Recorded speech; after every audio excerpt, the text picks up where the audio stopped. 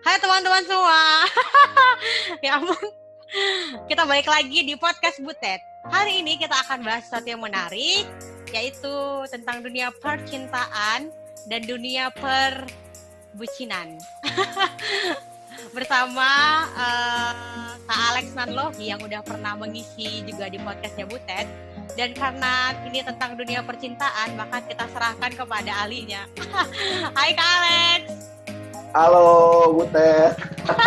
Gua ahli apa nih? Ahli perbucinan. Bukan perbucinan Kak, percintaan. Oh, percintaan ya. Iya. Gimana? Jadi Kak, kita mau bahas tentang bucin. Nah, jadi kan bucin ini kan Kak, kan banyak nih dipakai anak-anak zaman sekarang kan. Nah, bucin ini kan kependekan dari budak cinta. Dan ini tuh jadi frasa yang jadi tren sampai saat ini kayak gitu. Jadi arti bucin ini setelah aku cari-cari itu, itu tuh diberikan, predikat ini diberikan buat seseorang yang rela melakukan apapun demi cinta gitu. Jadi pendeknya menghamba pada kekasih kayak gitu kan. Jadi banyak di akun-akun Instagram, di TikTok, di Facebook, kalau sedikit ngepost foto pacarnya itu kayak bucin, dasar bucin. Iya, betul. Kayak gitu.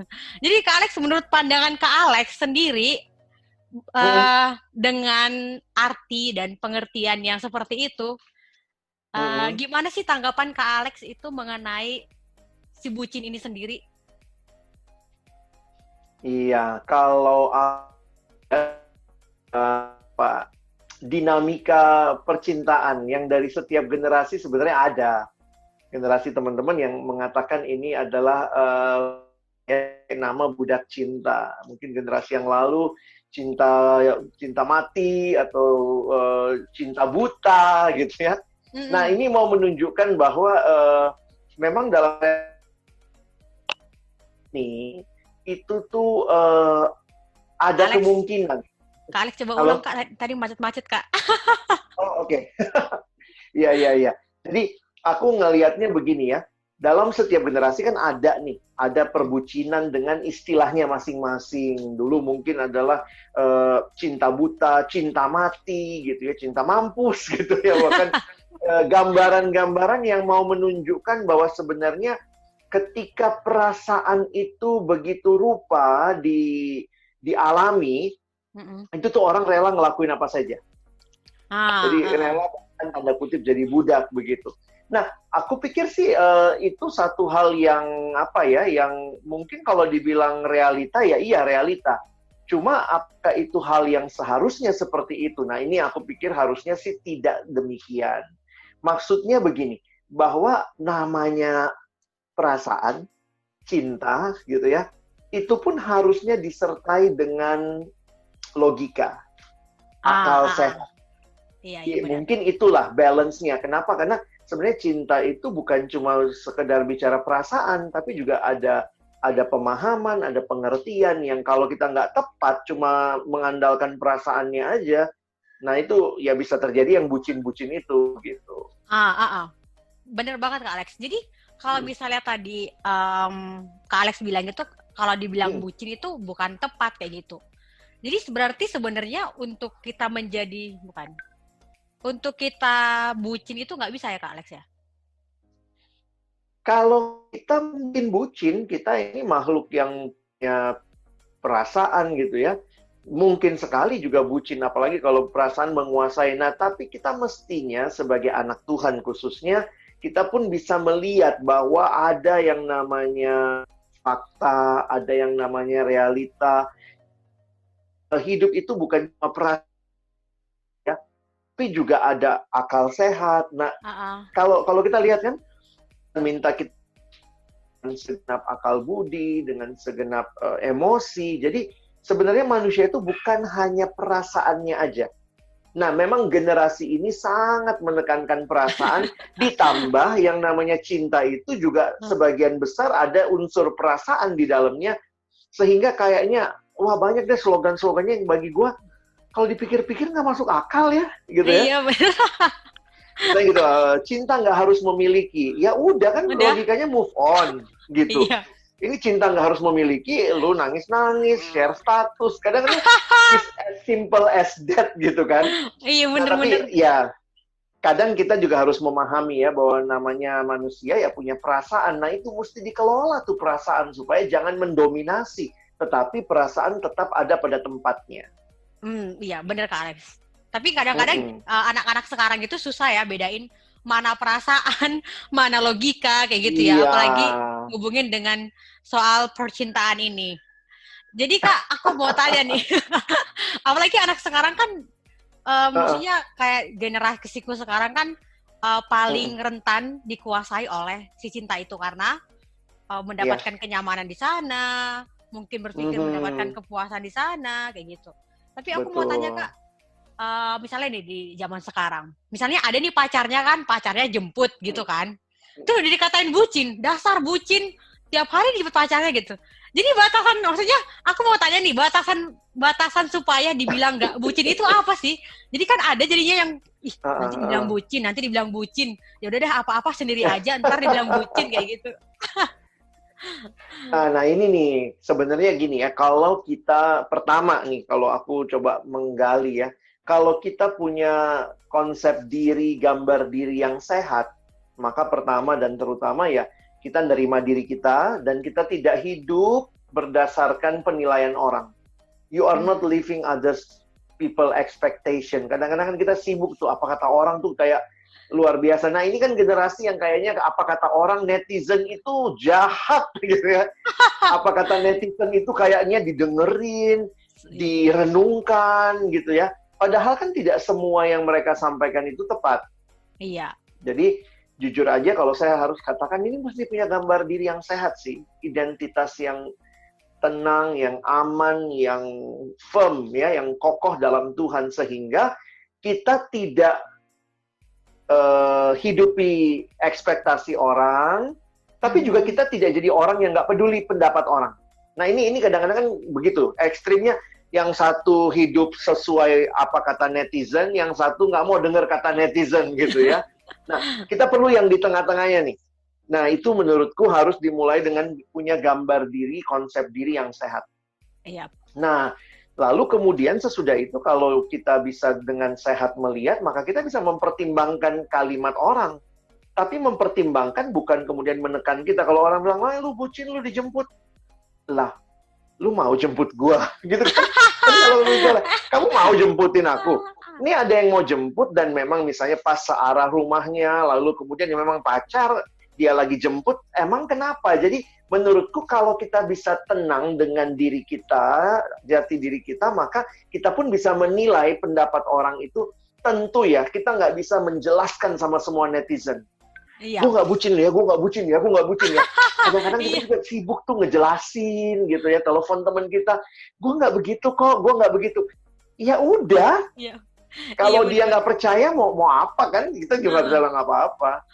Iya. Jadi menurutku sih akhirnya pada titik tertentu kita juga evaluasi relasi kita. Jangan-jangan, kalau aku lebih suka pakai istilah begini, eh, batasannya apa kalau ternyata kita sudah sangat bergantung kepada Pasangan. pasangan kita. Nah, tapi itu kan juga gini ya, tiap orang tuh punya batasannya sendiri. Ada yang Hmm. bilang ya, kalau kayak begini mah biasa aja kok, gitu ya. Mungkin dia pernah lihat papa mama gue begini kok, waktu pacaran juga gue denger cerita bokap nyokap gue seperti ini. Nah, kadang-kadang kita yang harus memang, apa ya, memberikan batasan itu sendiri. Hmm. Jadi, kalau aku biasanya sih menghayatinya begini, sejauh saya tidak menjadikan dia yang terutama, melebihi Tuhan. Tuhan, wes. Yes. Itu jadi gini, ada hal yang baik. Hal yang baik biarlah jadi hal yang baik. Hal yang terutama harus jadi yang terutama. Nah, seringkali kesalahan kita ketika hal yang baik itu kita jadikan yang terutama. Utama. Hmm. Jadi Bener. pacaran baik nggak? Punya pacar baik nggak? Baik. Ya udah tempatkan sebagai yang baik. Berarti begini, tidak semua misalnya yang pacar kita mau harus kita turuti. Tidak semua permintaan dia harus dituruti. Tidak semua permintaan kita pun dia harus menuruti. Jadi Hmm. jangan dan menjadikan pacar kita segala-galanya jadi Tuhan malah. Yang terutama tuh cuma satu harusnya jadi Tuhan ya. Yes. Jadi pacar tetap jadi pacar yang baik begitu. Oh iya. Makasih Kak Alex. Jadi banyak sih sebenarnya kan. Kalau misalnya mengulik-ngulik tentang hubungan percintaan ini pasti banyak sekali yang Ya, perlu dibahas. betul. Tapi untuk anak-anak zaman sekarang itu yang paling salah satu yang paling menempel adalah tentang si bucin-bucin ini. Apalagi dengan kepanjangan ternyata budak kan. Yang kita pikirkan kan kalau budak kan gambaran kayak ini banget ya, iya, menekan kayak, ya. Iya, kayak pembantu, kayak apa, kayak gitu kan. Jadi orang-orang bilang, ih apa aja dilakuin dah demi pacarnya, kayak gitu kan. Nanti kalau udah putih, Harusnya sih kalau dia benar-benar ngelakuin sesuatu pacarnya dan memang seharusnya ya bersyukur dong gitu ya, ya nggak sih? iya bener. Nanti kalau udah putus buat story layar hitam, nangis-nangis, itu udah awal bucin gitu. Layar hitam, gitu. Ini banget ya layar hitamnya. Iya, tapi Kak aku mau tanya satu lagi Kak. Tadi kan kita udah bahas nih tentang batas-batasannya. Jadi setiap orang itu punya batasan dalam relasinya, dan yang paling penting adalah jangan jadikan pacar sebagai Tuhan. Jadikanlah Tuhan sebagai Tuhan, kayak gitu kan. Jadi yang aku mau tanya yang paling bagian akhir ini Kak, apa sih pandangan Alkitab sendiri mengenai si bucin ini Kak? Kakak bisa jelasin dikit? Sebenarnya yang ada memang bagian Alkitab yang khusus bahas tentang budak cinta ya. Iya, benar. Nah, tapi mungkin yang perlu kita hayati sebenarnya begini. Manusia ini sejak dicipta adalah makhluk yang mencinta. Wah. Jadi mantap. itu hakikat kita. Itu hakikat manusia. Kita adalah makhluk yang mencinta. Karena itu ada satu buku yang menarik, teman-teman. Kalau tertarik memang bisa cari. Sayangnya memang masih dalam bahasa Inggris ya. Punya dengan judul You Are What You Love. Wow. Jadi dia sebenarnya memberikan filsuf pikir luar biasa. Gini, sering kita pikir you are what you think. Kamu apa yang kamu pikirkan. Tapi dalam perjalanan dia belajar, melihat, dan akhirnya menemukan sebenarnya kita cinta, you are what you love. Nah, apa yang kamu cinta itu akan membentuk hidupmu. Oh iya, nah, benar. Lalu kemudian dia menggambarkan, makanya kenapa tadi aku bicara soal Tuhan, begitu ya. Dia menggambarkan bahwa sebenarnya di dalam hidup ini, cuma satu yang harusnya mendapatkan cinta kita yang paling utama, yaitu Tuhan. Nah, menariknya di dalam cinta yang Tuhan berikan buat kita, karena kan Alkitab mengatakan bukan kita yang lebih dahulu mengasihi Allah, tapi Allah yang lebih dahulu mengasihi kita. Nah, di situ jadi satu pemahaman bahwa sebenarnya kasihnya Tuhan itu kasih yang membebaskan. Kasih yang memberikan kepada kita kelepasan dari dosa. Nah, dan ketika Tuhan meminta kita, karena Tuhan bilang kan, kalau kamu sudah mengasihi aku, kamu pun harus saling mengasihi. Nah, waktu kita pun saling mengasihi, seharusnya itu cinta dan kasih yang membebaskan, bukan memperbudak. Yes. Jadi, menurutku jangan sampai ketika kita mengasihi dalam relasi misalnya berpacaran, loh, saya jadi memperbudak dia, manfaatin dia untuk kepentingan saya. Karena sebenarnya bahasa Indonesia tuh begini, Hot ya, paling gampang menjelaskan kasih. Karena kasih itu apa? Kasih, ya kasih. Kasih, ya kasih gitu ya. Memberi gitu ya. Love is giving, love is not taking. Nah, sayangnya ketika kita dalam hidup ini hanya kenal satu macam kasih, yaitu kasih yang taking, itulah yang kita alami dalam dunia ini. Jadi ada yang bilang gini, gue mengasihi lu asal lu lakuin ini sama gue. Gue ngasihin lu kalau lu lakuin ini sama gue. Jadi akhirnya aku melihat kasih yang take and give itu kasih yang menuntut. Oke, aku kasihi kamu asal kamu lakukan ini bagiku. Sementara bukan itu menurutku kasih yang Tuhan mau. Yang Tuhan berikan kepada kita adalah kasih yang membebaskan. Kan itu kalau kita bicara kasih agape, meskipun kamu begini, aku tetap mengasihimu.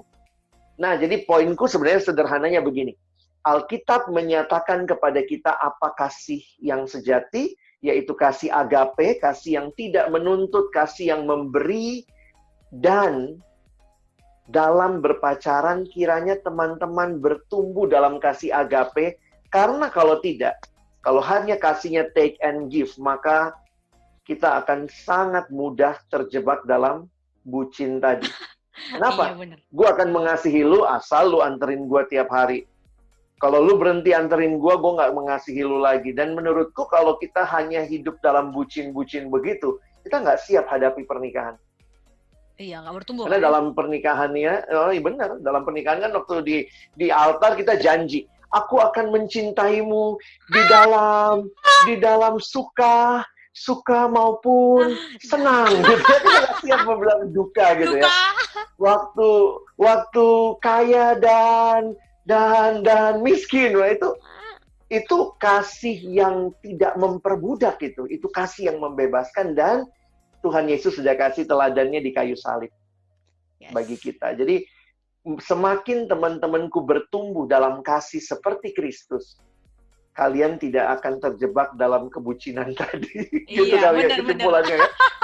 Iya benar. Jadi semakin kita menyadari kasih Kristus yang kita alami, jadi kita juga tahu menempatkan bagaimana kita harus berelasi, bagaimana kita harus memperlakukan pasangan kita supaya tidak masuk dalam ranah-ranah kebucinan. Apalagi sekarang kan anak-anak sekarang kan, generasiku sekarang kan rentan sekali untuk masuk ke dalam dunia seksual kayak gitu kan. Apalagi dalam relasi gitu. Karena demi bucin-bucin ini. Aku boleh tambahin ya, maksudnya ada juga yang saking takutnya dibilang bucin, akhirnya dia bohong. Bohongnya gimana? Dia bohong sama temen-temennya. Karena kan begini, mungkin temennya ngelihat pacarannya berdua nih kayaknya bucin banget gitu ya. Ini bucinnya juga bisa berdua ya. Satu sangat butuhin yang satu merasa sangat butuhin yang satu. Jadi kemudian ini kan teman-teman mungkin dalam pelayanan, kemudian bilang sama mereka, nggak sehat nih pacarannya. Tadi akhirnya dia putus. Ngakunya putus. Tetapi ternyata di belakang jalan. Tetap jalin relasi. Jadi poinnya adalah karena netizen ini netizen baik ya, yang melihat lu nggak bener nih pacarannya, lu bucin banget begitu ya, lu kadang-kadang bisa tinggalin pelayanan demi pacar lu, emangnya kenapa sih gitu segala macam kan. Nah akhirnya mereka minta dia putus, dan dia putusin dalam kebohongan. Maksudnya di depan teman-temannya dia ngakunya putus. Nah apa yang terjadi? Nah ini yang menyedihkan yang tadi Otma bilang ya. Jadi mereka akhirnya tetap jalin relasi, tetap pacaran, dan supaya nggak dilihat orang, pacarannya di mana? Tempat gelap. Di kamar kos. Wah. Jadi, karena takut dibilang bucin, tidak mau terbuka sama komunitas juga kemudian akhirnya taunya dia sudah putus, ternyata dia masih jalan, tidak bisa pacaran di luar takut ketahuan, pacaran di kamar kos. Nah, hal-hal yang mau dibilang nggak diinginkan, yang diinginkan itu terjadi gitu ya. Hal-hal yang mengumbar sekedar nafsu, sekedar untuk saling memiliki tubuh, tapi tanpa bisa jaga kekudusan. Nah, menurutku ngeri banget deh, hati-hati deh dengan perbucinan ini kalau akhirnya teman-teman juga nggak bertumbuh dalam kasih Kristus, itu justru akan jadi kasih yang saling merusak. Iya, bener Kak, setuju banget. Jadi karena cinta ini, bahaya sekali. Bahaya sekali kalau kita... cinta itu ya, bingkailah cinta kita dengan cintanya Tuhan. Itu akan menolong kita menikmati cinta yang bebas. Wow, thank you Kak Alex. Sama-sama, Butet.